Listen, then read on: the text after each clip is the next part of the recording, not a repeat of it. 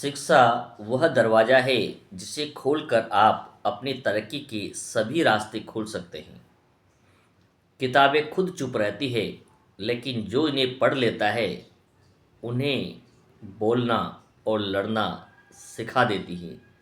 आप सबको आज माता सावित्री बाई के जन्म उत्सव की हार्दिक शुभकामनाएं और मंगल मैत्री। आज हम चर्चा करेंगे कि सावित्री बाई फुले ने इस देश के अंदर महिलाओं की शिक्षा पर क्या कार्य किए। आज जो महिलाएं प्रधानमंत्री से लेकर राष्ट्रपति तक ऊंचे से ऊंचे पदों तक जो सुशोभित हैं, उन सब में यदि सबसे महान और प्रारंभिक योगदान यदि हम कहें तो सावित्रीबाई फुले का है। उन्हें हम ज्ञान की देवी कह सकते हैं, क्योंकि एक काल था हिंदुस्तान में जब बौद्ध काल चला करता था, महिलाओं को समानता का अधिकार था शिक्षा के क्षेत्र में।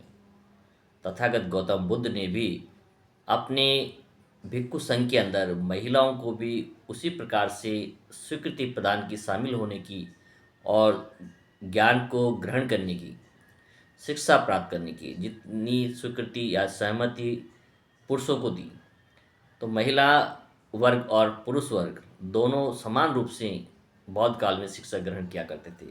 वो चाहे तक्षशिला हो, का विश्वविद्यालय हो, पाटलिपुत्र हो या अन्य सावस्ती के विद्यालय हो।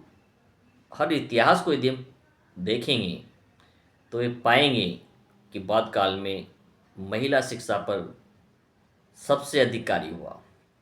धीरे धीरे बौद्ध काल का पतन हुआ और नए काल का जन्म हुआ और 17वीं सदी 18वीं सदी के अंदर एक ऐसी स्थिति पहुंची जहां महिलाओं की शिक्षा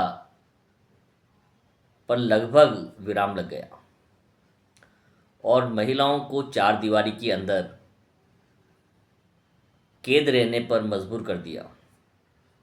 आज जो हमारे देश में महिलाएं राष्ट्रपति और प्रधानमंत्री जैसे ऊंचे से ऊंचे पदों पर सुशोभित हैं, उन सब महिलाओं को माता सावित्रीबाई फुले के प्रति कृतज्ञता प्रकट करनी चाहिए, उनका ऋणी होना चाहिए। क्योंकि उस दौर में 1850 के काल के अंदर सावित्रीबाई फुले का योगदान देखा जाता है, क्योंकि उनका जन्म 3 जनवरी 1831 को हुआ और ज्योतिबा राव गोविंदराव फुले के साथ उनका विवाह होता है। और एक सामाजिक दुर्घटना इस प्रकार की होती है कि ज्योतिबा राव फुले अपने मित्र के साथ के विवाह कार्यक्रम में जाते हैं और वो ब्राह्मण जाति से होते हैं। और जब उन ब्राह्मण लोगों को ये पता चल जाता है कि हमारी जाति में एक माली समाज का व्यक्ति शामिल हो गया है, तो सब लोग एक शर्त रख देते हैं कि इस मेहमान को यहाँ से भगा दीजिए, वरना हम अपनी बारात छोड़ के चले जाएंगे। तो गोविंदराव फुले, जो ज्योतिराव फुले थे, वो अपने मित्र का सम्मान बनाए रखते हुए, उसमें विघ्न न पड़े इस बात को ध्यान में रखते हुए चुपचाप उस विवाह कार्यक्रम से, बारात से वापस लौट जाते हैं और चिंतन करते हैं कि मेरे जैसे पढ़े लिखे व्यक्ति के साथ इस समाज के अंदर इतना अन्याय जाति के आधार पर होता है, और उससे भी ज़्यादा अन्याय इस देश की महिलाओं के साथ होता है, जिन्हें शिक्षा से पूर्णतः वंचित रखा गया है। और वो एक बीड़ा उठाते हैं कि इस देश के अंदर जाति व्यवस्था को पूर्णतः खत्म करना है और समानता का वातावरण स्थापित करना है। उसके लिए वो अपनी धर्मपत्नी को सबसे पहले शिक्षित करते हैं और 1849 में पुणे के अंदर पहला बालिका विद्यालय खोलते हैं। सबसे पहले बालिका विद्यालय खोलते हैं और फातिमा शेख नामक जो मुस्लिम महिला होती हैं वो उनका सहयोग करती हैं और दोनों महिलाएं मिलकर विद्यालय की शुरुआत करते हैं। लेकिन उस समय के जो समाज के लोग जो महिला शिक्षा के इतने घोर विरोधी थे कि वो ज्योतिराव फूले के पिता श्री गोविंदराव फूले को सामाजिक बहिष्कार की धमकी देते हैं और कहते हैं अपने घर से बेटे और बहू को निकाल दीजिए, इस विद्यालय को बंद कर दीजिए, वरना तुम्हारा हम सामाजिक बहिष्कार करवा देंगे। और ये बात जब ज्योतिराव फूले को उनके पिताजी के द्वारा कहा जाता है तो बिना विचारे, बिना किसी क्षण भर की देरी के अपने घर को त्याग देते हैं। वो कहते हैं कि मैं शिक्षा के मार्ग को नहीं छोड़ सकता हूँ, मैं समाज को छोड़ सकता हूँ, आपको छोड़ सकता हूँ, आपके इस घर को छोड़ सकता हूँ। और वो अलग हो जाते हैं। और जब सावित्रीबाई फूले जब पढ़ा करके विद्यालय से आती हैं या जाती हैं तो रास्ते में लोग गोबर, कीचड़, गंदगी उनके कपड़ों पर फेंकते हैं। वो सदैव अपने बैग के अंदर एक साड़ी अतिरिक्त रख कर के ले जाती हैं, जिसे वहाँ जाकर बदलती हैं और बच्चियों को पढ़ाती हैं। और ये क्रम अंग्रेज सरकार के सहयोग से आगे बढ़ता है और 1 वर्ष के बाद ही 50 विद्यालय पुणे के अंदर खोले जाते हैं। इससे पहले पूरे देश के अंदर किसी प्रकार के, किसी धर्म के लोगों ने बालिकाओं की शिक्षा की कोई माकूल व्यवस्था नहीं की थी, जहां हम ये कह सकें या कोई ऐसा इतिहास हो जो ये बता सके कि उस दौर में लड़कियों के लिए इस प्रकार के विद्यालय हुआ करते थे। सावित्रीबाई फूले का नारा था कि शिक्षा, मुक्ति और सशक्तिकरण का मार्ग। उन्होंने कहा महिलाओं के लिए शिक्षा जितनी जरूरी है उतना ही उसका सशक्तिकरण भी जरूरी है। दोनों एक दूसरे के पूरक हैं।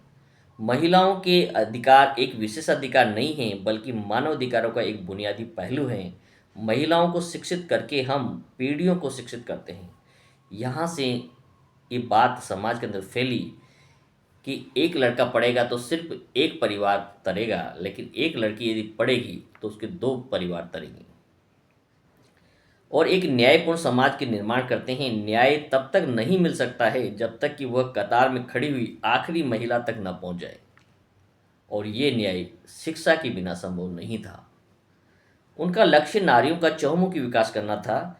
इसके लिए उन्होंने नारी शिक्षा के अतिरिक्त विधवा, शोषण, भ्रूण हत्या, बाल हत्या, बाल विवाह और सती प्रथा जैसी सामाजिक कुरीतियों के विरुद्ध भी महत्वपूर्ण आंदोलन चलाए। इन सब समस्याओं का संबंध नारी जाति के उत्पीड़न से था, और जितनी भी प्रकार की आडंबर थे, कुप्रथाएं थी, उनका घोर विरोध सावित्रीबाई फुले ने किया।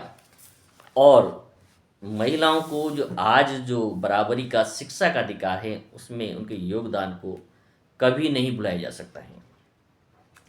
आप महामना ज्योतिबाराव फुले की पत्नी थी। उन्होंने पहली बार पेशवाओं की नगरी में पुणे के अंदर बालिकाओं के लिए अलग से विद्यालय की स्थापना की। वे देश की ऐसी प्रथम महिला शिक्षिका बनी।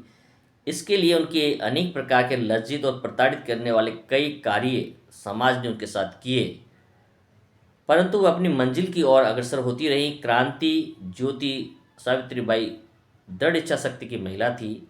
उन्होंने समाज सुधार के प्रत्येक कदम पर स्त्रियों के कल्याण के में अपने पति का कदम से कदम मिलाकर साथ दिया।